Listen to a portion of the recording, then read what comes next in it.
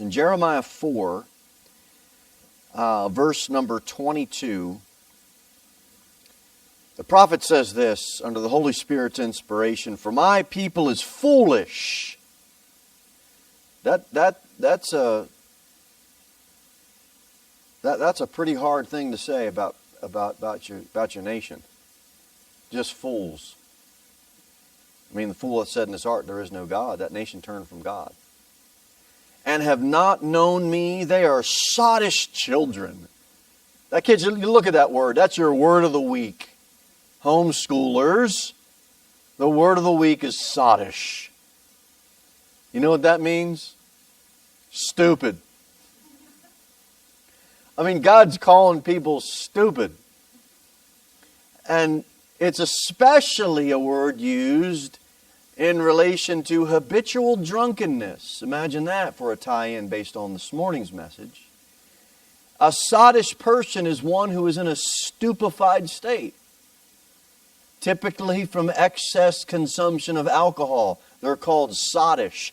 God's saying about His people, the nation of Israel, He says, you guys are foolish, and it's like you're just drunk. You're sottish. You have some old Irish that immigrated to the United States, and in America, they will, you know what they'll still call a drunk? An old sot. It's still used. So this is where this nation is at, foolish, and they're sottish children. What a way to talk to your kids. Apparently there's a place for it. When a point needs to be made, and that's what God's doing. They say they have none understanding.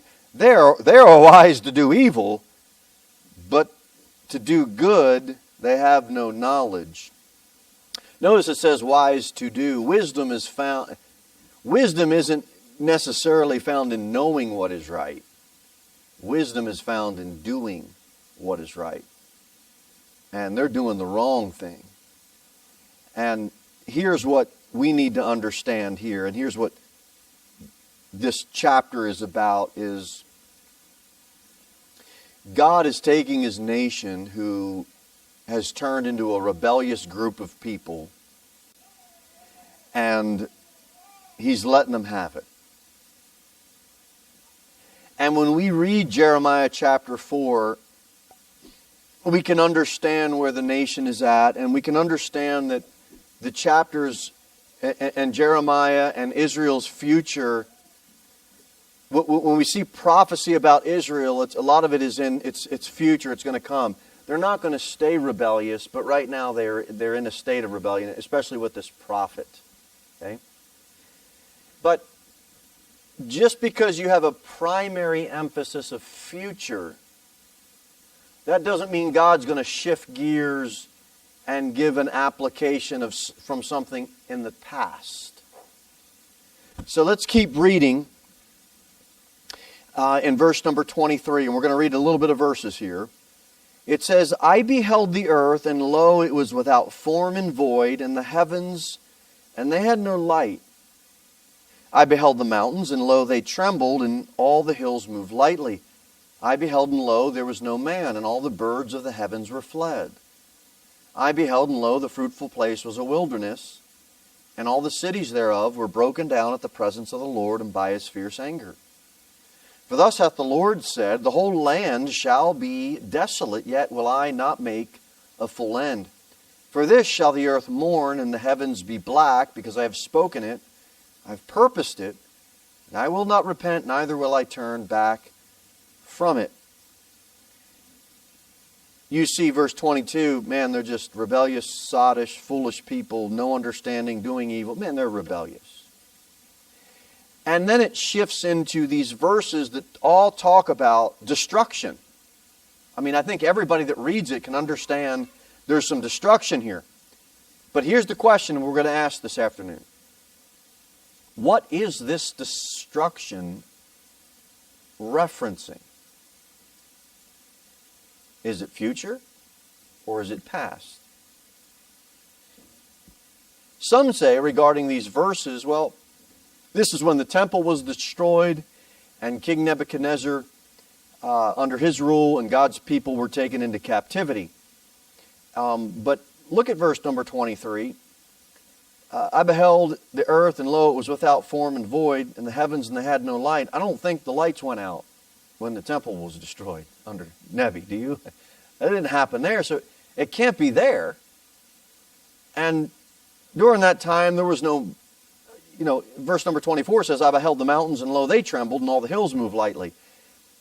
When the temple was destroyed, there weren't earthquakes, so it can't be that. So people say, well, the next line of thinking is this, well, okay, if it's not that, then it has to be a tribulation passage, because we know during the tribulation, Matthew 24 says there's going to be earthquakes, right? So we are going to have hills and mountains moving. So this destruction here, this judgment, has to deal with tribulation. I mean, the lights are going to go out, right? It is going to go dark. Okay. But look at verse 23. Is the earth going to be without form and void? No. Earth isn't going to be without form and void during the tribulation. Look at verse number 25. Behold, and lo, there was no man, and all the birds of the heavens were fled. Well, there's birds in the first heaven now. And during the tribulation, there's still going to be birds in the first heaven. So some of it fits to the tribulation, but all of it isn't, because there's going to be birds in the air. They've always flown in the first heaven. They're not flying in the second heaven now. But there was a time when they were. It's a little clue, it's a little hint. So this isn't tribulation. But remember when we read 2 Peter 3, whereby the world that then was, being overflowed with water, perished. We talked about back in Genesis 1, between Genesis 1 and 2, this universal flood, not a worldwide flood, a universal flood, where the heaven was flooded out and the earth was flooded out, and it was the whole universe. So that means anything flying out in outer space, God flooded it. The other thing we see in Jeremiah, we'll go back to that thought, but the other thing we see in Jeremiah 4, verse 25, it says, beheld, and lo, there was no man. Well, when you get to the tribulation, there's going to be men at the beginning. There's going to be men at the middle. There's going to be men at the end of the tribulation. I mean, there's going to be a lot of them alive that are going to enter into the millennial kingdom. So this can't be a tribulation passage because all of the description doesn't fit. So where in the world could we fit this? This is a tough passage, I'll be honest with you. I think that it fits, well, let's look at verse 23 together. I beheld the earth, and lo, it was without form and void, and the heavens, and they had no light. Man, I know this prophetic stuff about Israel's future, but man, that sure sounds familiar. I wonder where we would go to see if this matches. Let's go to Genesis 1 and see if it would fit. Genesis 1 says, in the beginning, God created the heaven and the earth was without form and void, and darkness was upon the face of the deep, and the Spirit of God moved upon the face of the waters. Sounds like we have darkness. Sounds like the lights went out. You got something that's void. You have something that's formless. But no man left. I think Jeremiah 4 fits in here. No man left. In the Bible, when angels appear on the earth, what do they appear as? Men. They always appear as men. Now, they're not men. They're angelic beings. But they appear as men. In Genesis 18, Abraham had a visit with 3 men. They were angels. Before the Lord ascended in Acts chapter 1, it was two men in white apparel or white raiment, I forget how it's worded, but they were angels. At the tomb, you had two men showing up. They were angels. Men as angels. Angels aren't men. They're not human, but they appear as men when they appear on the earth. I think that fits. Now, when we read Genesis 1, starting at verse 3, all the way to the end of the chapter, we see God created all things, right? In 6 days, literal. 6-day literal period, 24-hour day. Remember we said we didn't see anything listed where angels, cherubim, seraphim. We don't see that listed in the creation account from day 1 to day 6.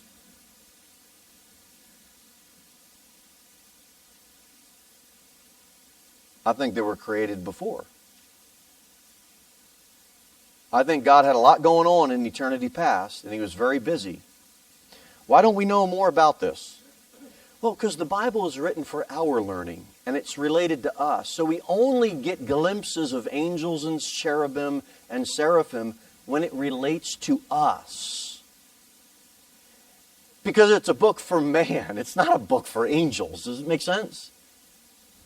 And as much as we'd like to have more about angels, especially those seraphims, man, with the 6 wings, but we don't. Adam was the first human, the first man to sin. But I think there was a judgment that occurred in Jeremiah 4. I think there was a judgment that occurred before Adam the man sinned that had to do with an angelic race. And I think Jeremiah 4 helps place us in Genesis 1, verses 1 and 2. And that's Lucifer's fall. That's his judgment. And so God recreated the earth with a new race. The human race. There wasn't an old human race. Adam was the first human race. He was the first man. But you had a race, angelic race, a seraphim, cherubim race that existed long before Adam and Eve were created. And God, I don't think He was just sitting around. He's an active God. And so there's a lot of stuff going on in eternity past. I wish I knew more about it, but I don't. But I think Jeremiah 4, we can place it here with this judgment.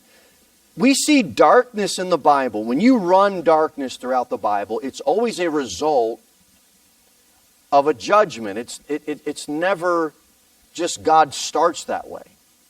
So in Genesis 1, when we have without form and darkness, I don't think God started that way. I think there was a judgment. And now God brings in light. Everything that He does is good. Jeremiah 4:23, it said they had no light, right? They had no light. Now look, I hope we're in Genesis 1 now. With that thought, look at verse 3 in Genesis 1 verse 3. And God said, let there be light. And there was light. Why did He have to say that? Because there was no light. And look at verse number 5. And God said, let there be a firmament in the midst of the waters, and let it divide the waters from the waters. Verse 5. And the evening and the morning were the first day. I think I confused you by reading verse 6 in there. Verse 3, God said, let there be light, and there was light. And verse number 5, we see that He calls that the first day. The question is, does something happen before that first day? And I think something did happen before during that first day. I think Lucifer and those angels, all that were with him, were flooded out. And God flooded the entire universe, not just the world, but the entire universe, to get him out of there. We'll say a few more things about that in a minute. But here is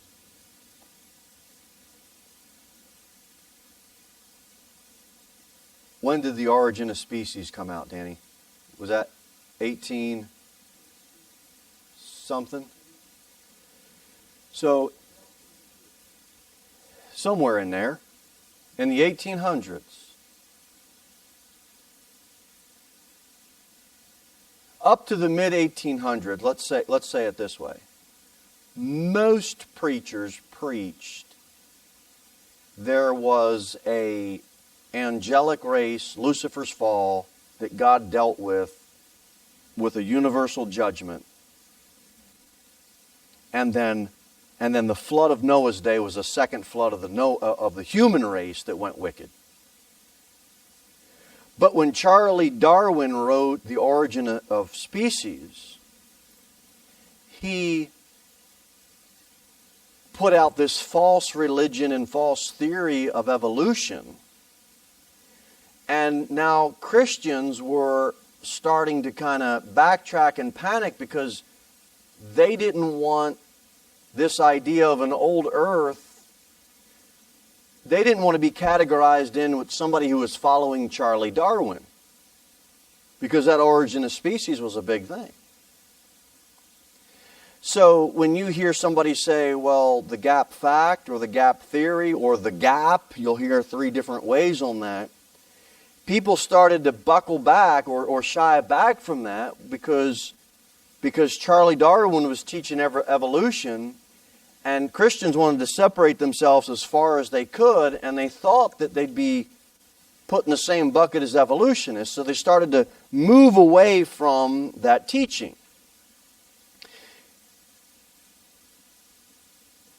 Who wants to be labeled as an evolutionist, right? So you got a couple of options for the age of our earth. Option 1 is that we have an extremely old earth and there is no God. Charles Darwin. He said, extremely old earth, there is no God, and something came out of nothing. That's evolution. That's of the devil. That's a lie. That's false. Option 2, people say, well, we have a very old earth that evolved, but God kind of, stepped in and helped keep the thing going, or maybe started it, and that's theistic evolution, which is equally wrong. We don't believe in theistic evolution either. Both of those theories of evolution are wrong. Option number 3, we have a very, very old earth with a young human race, but just like God created Adam as a full-grown man, God kind of created the earth as a full-grown man too. So there's nothing that was going on in Genesis 1, verse 1 and in between verse 1 and 2. There's nothing going on. It's just that, just like Adam, full-grown man, God created the earth, full-grown earth, and that's it. Some uphold to that. The most popular option held with Christians is this. We have a very young earth that's about 6,000 years old with a very young human race. Most Christians uphold to that, and most of the major creation ministries would uphold to that view. That's the common popular view. But what if there's another view that may be more right, but just not popular? The young earth creationists are certainly Bible believers. It's just that when they come to these verses, like Jeremiah 4, they just believe them differently than some other Christians. And so there's a schism, there's a divide, there's a difference of opinion on these verses. But where else would you put that Jeremiah 4 passage? Where else would it fit? If it isn't a temple destruction, and if it's not a tribulation passage, where else would you put it outside of Genesis 1, 1 and 2? Option 5 would be this. What if we have a very young human race that started with Adam 6,000 years ago, but at the same time we have a very old earth where God in eternity past dealt with a lot of things concerning an angelic race. Wouldn't that be a fair argument or a fair view for Christians to hold? That's where I land. That's where I think it's at. I think it's a very young human race, but the earth itself is probably a lot older than the young earth creationists believe. And I really think because they don't want to be associated with evolution, because that's the first thing people will throw at you. Well, you're an evolutionist? No, I'm the furthest thing from an evolutionist. But where are we going to put some of these passages that we've been dealing with for the last few weeks? Go to Isaiah 14. I think that's right.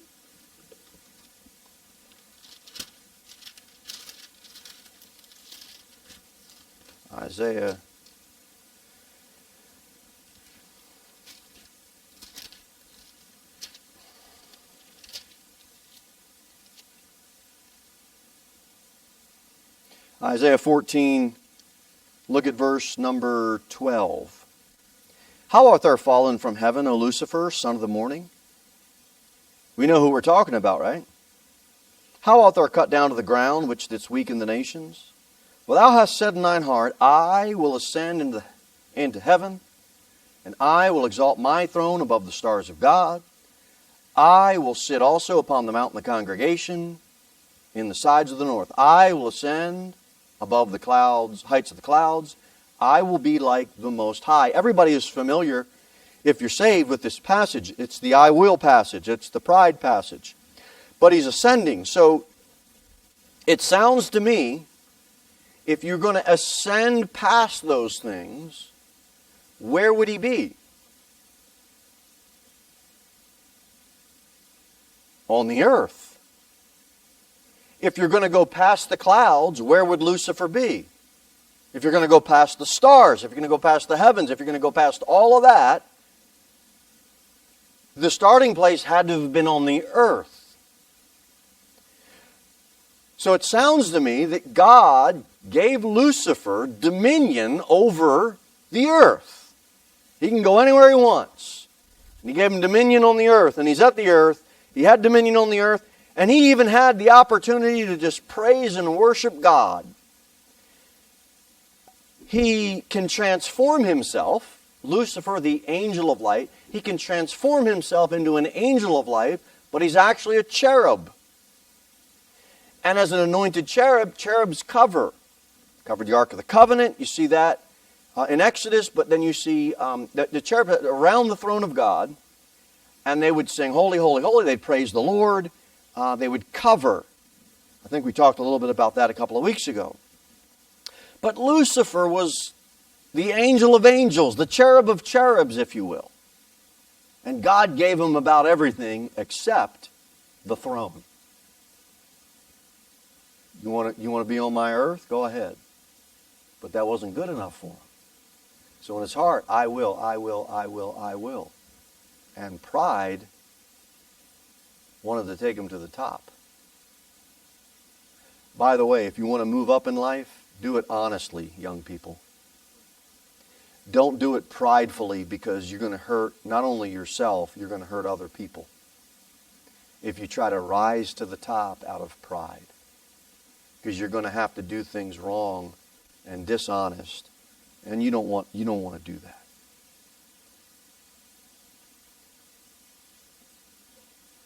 Let's look at two more passages and we'll be done. Go to the book of Job,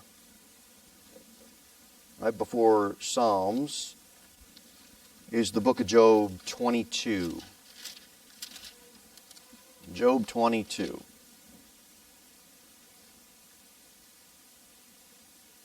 Job 22. If Lucifer had dominion over the earth, and he had to start on the earth to get past all the ascending passages in Isaiah 14, where would you put this verse? Look at Job 22, verse 8. It says, But as for the mighty man, he had the earth, and the honorable man dwelt in it. Who's the mighty man? Again, this is a tough passage. I think that this mighty man is Lucifer. My best take on it is, this is Lucifer on the earth, having dominion, and in Isaiah we see, I will ascend, I will be like the Most High, I will ascend past the clouds. So the mighty man, I think it's Lucifer. Let's keep reading and see if we can get a little more context. Thou hast sent windows away empty, and the arms of the fatherless have been broken. Therefore snares are round about thee, and sudden fear trembleth thee, O darkness. Thou couldst not see, and abundance of waters cover thee. I wonder if a universal flood covered the mighty man. Is not heaven in the height of heaven? And behold, the heights of the stars, how high are they? And thou sayest, how doth God know? Can he judge through the dark clouds? Thick clouds are a covering to him that he seeth not, and he walketh in the circuit of heaven. Hast thou marked the old way which wicked men have trodden, which were cut down out of time, whose foundation was overflown with a flood, which said unto God, depart from us, and what can the Almighty do for them? Yet he filled their houses with good things, but the counsel of the wicked is far from me. The righteous see it, and are glad, and the innocent laugh them to scorn. Does it sound like a race of wicked men were cut down by a flood that comes from above? That's what it sounds like to me. I would place this in that time between Genesis 1:1 and 1:2. Because you know what God had to do? He had to pull the whole earth out of water. The whole thing was submerged. And then he had to split those waters, and he created the firmament, the firm expanse. Really? Look at verse 16 for a second. Which were cut down out of time. We're in time. And that flood that happened in Noah's day happened in time. And when God started creating that human race in Genesis 1, when he did the creation week, started in Genesis 1:3, now we're in time. We're in time. Light, darkness, day, 12 hours of light, 12 hours a day, and all that thing. Well, now we're in time. God created a clock with the creation week.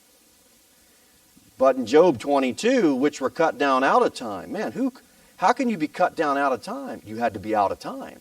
You had to be in eternity past somewhere. I think this is placed before the creation week. Yeah, but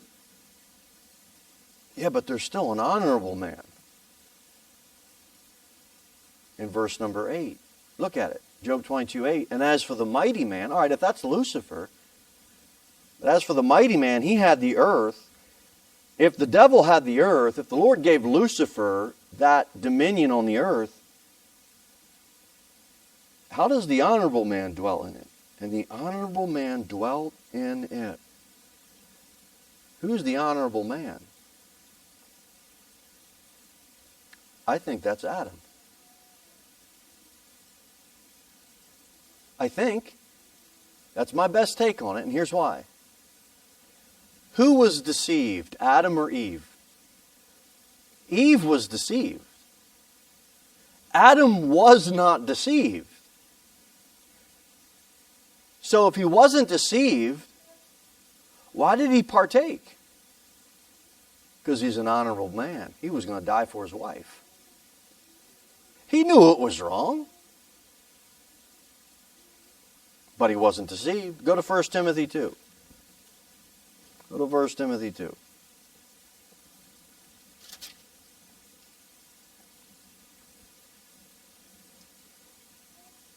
First Timothy 2, verse 14. Verse number 13. It says, for Adam was first formed, 1 Timothy 2, 13, then Eve. Simple enough. Verse 14. And Adam was not what? And Adam was not deceived. He wasn't deceived. But the woman being deceived was in the transgression.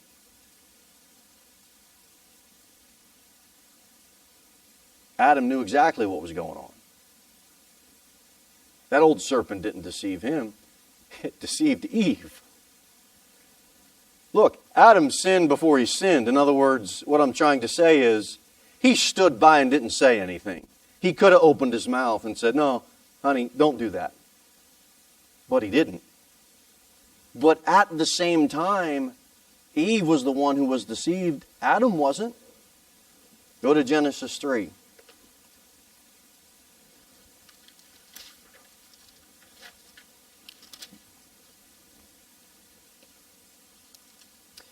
And verse number 6. And when the woman saw that the tree was good for food, and that it was pleasant to the eyes, and a tree to be desired to make one wise,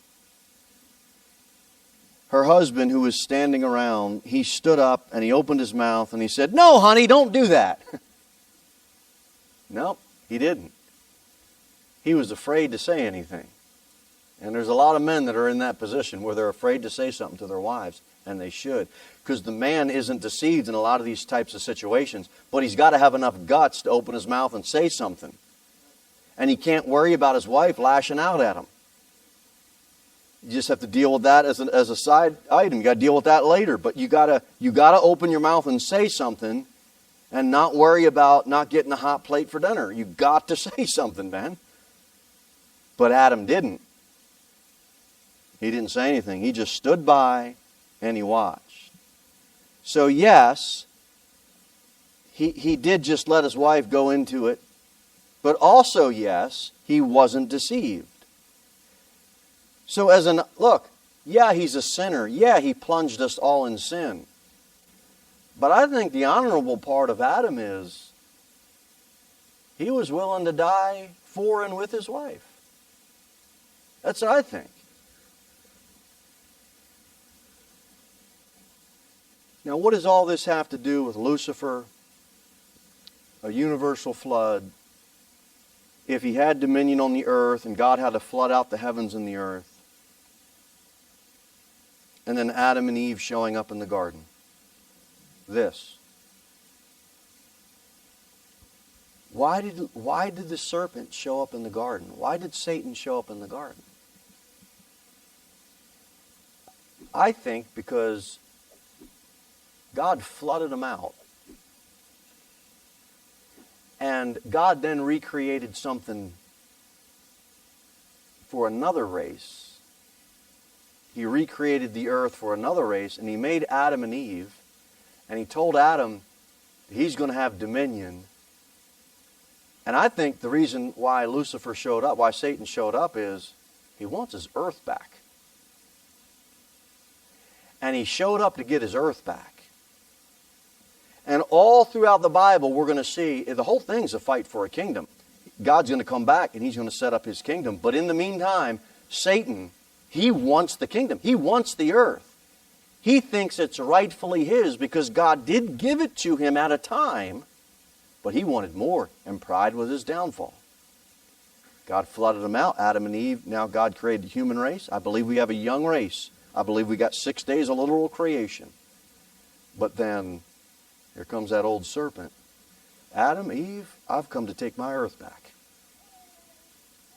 So I think that's how it pieces together. Now, if you don't see it that way, or someone that listens to this says, I don't see it the way your preacher sees it, that's okay, because Job 22, Genesis 1, verse 1 and 2, and Jeremiah 4, verse 23 to 28, people have been arguing about this for years. It doesn't mean someone is not a Christian. It's just that these are heavy passages. Heavy passages. And since this is the Sunday 2 o'clock crowd, you can take the heavy passages. That's why you're here.